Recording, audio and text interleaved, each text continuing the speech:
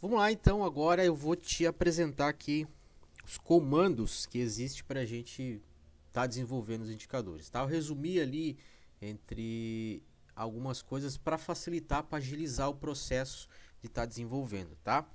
E aqui você vai ali em materiais, você vai estar baixando ali o PDF e aqui tem algumas informações sobre estratégias que a gente pode estar utilizando, tá? Estratégias como pullback, price action, indicadores ali. Aqui vai falar sobre os indicadores, né? Sobre as funções e assim você vai tendo informações. Eu quero combinar um MACD com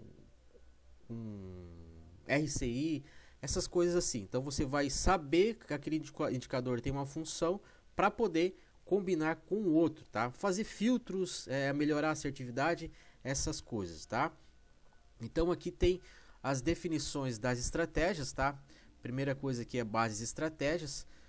Tem estratégia de suporte e resistência, estratégia baseadas, né, com indicadores, onde aqui tem em funções, várias funções aqui, tá? Isso aqui eu não vou ler aqui porque a gente vai se estender demais, tá? Depois eu vou pegar isso daqui na prática, tá mostrando para você, tá?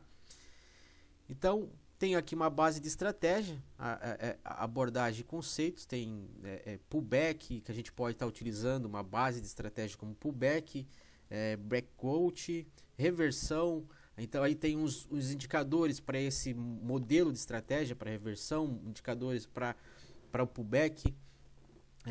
Outra aqui, momento, tem indicadores para isso. Então aqui a gente tem a base de onde a gente vai tirar, tá? Os conceitos, as abordagens que a gente precisa e os conceitos aqui baseado nas ferramentas, tá? Confluência, divergência, então aqui tem essas abordagens aqui, essas bases para a gente entender, tá? Outra coisa aqui, price action, harmônica, aqui é bastante coisa, depois você vai ler com mais calma, e depois a gente colhe essas informações aqui para estar desenvolvendo os indicadores, beleza? Então vamos continuando aqui. A base dos indicadores, tá? As médias móveis aqui, onde ele explica, né, para que serve osciladores, bandas e canais, indicadores de volume. Então, para a gente desenvolver uma estratégia, um script, um indicador ali com potencial melhor, a gente vai juntar essas ferramentas, entendeu? Juntar essas ferramentas aí. Indicadores de filtro, estáticos. Então, vamos aqui, eu quero te mostrar outra base aqui. Os complementos, tá? Tem os complementos, tem como utilizar os parâmetros ajustáveis, depois eu vou explicar ali, que a gente coloca na interface ali, ou bloqueia, né, para não mexer, ou deixa ali para a gente fazer ajustes, configuração manual ali, tá? Já vou abrir a corretora aqui para estar explicando aí. A interface intuitiva, né, que é a parte de configuração ali, tá? Base de catalogador, tá? Aqui tem algumas coisas que eu já deixei pronto, tá? Porque às vezes quando você inicia lá no ChatGPT, vai iniciar um indicador do zero, principalmente quando o ChatGPT tá cru, ele não tem uma base do que a gente quer. E eu já deixei algumas coisas prontas já, que eu já utilizo como base. Ele não conseguiu identificar o que é, eu pego e faço o seguinte, eu mostro para ele um exemplo. Eu tenho essa base aqui como exemplo, e ele pega essa base como exemplo e cria em cima daquilo que a gente quer, entendeu? Cria uma nova como a gente quer, principalmente os catalogadores de assertividade, tá? Análise de relatório, exemplos, base de comandos, tá? Esse aqui é o que a gente vai utilizar na prática para poder estar desenvolvendo, tá? A primeira parte, tá? Você só deixa eu olhar aqui um pouquinho, comandos para desenvolver, tá? A gente tem essa primeira parte aqui que ela tem que ser assim, ó. Se você chegar lá no ChatGPT e falar assim, eu quero desenvolva um indicador para mim para opções binárias, ele vai desenvolver qualquer código, tá? Principalmente ele vai usar o Python, tá? Porque o código de linguagem que a gente precisa utilizar é o Lua, tá? Então se você colocar lá só desenvolve um indicador para mim, ele vai desenvolver qualquer código lá e não vai funcionar na corretora. Então você Por isso que você tem que ter a informação certa, o comando certo, para que ele possa desenvolver a ferramenta que funcione da maneira certa, né? Que seja instalável dentro da corretora. Então isso aqui é a nossa base. A maioria, todos os indicadores têm essa base aqui, tá? Todos os indicadores para opções binárias tem que iniciar com essa base aqui. Alguns tem, alguns não tem todo isso aqui. Isso aqui eu coloquei o que? Product Code. Depois eu vou explicar lá. É o código do indicador que eu crio. Por exemplo, eu coloco uma assinatura minha ali, tá? Por exemplo, tem um código, uma assinatura minha. Por exemplo, era para ser tio, aqui era para ser um S, eu atualizei, acabei não escrevendo o TC aqui. Tio do script é minha assinatura, tá? Então eu coloco aqui TS, a data que eu criei esse indicador, que era dia 15/6/2024. EP aqui eu não lembro por que é EP, mas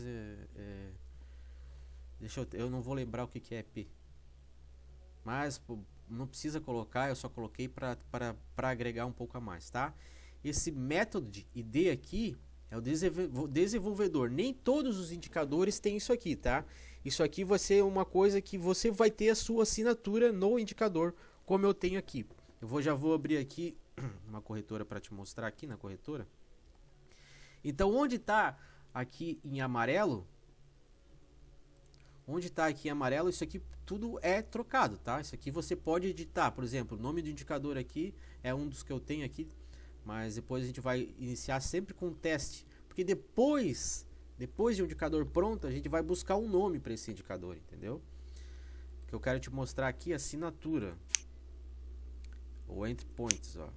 Aqui tem a minha assinatura, ó, desenvolvedor tio do script.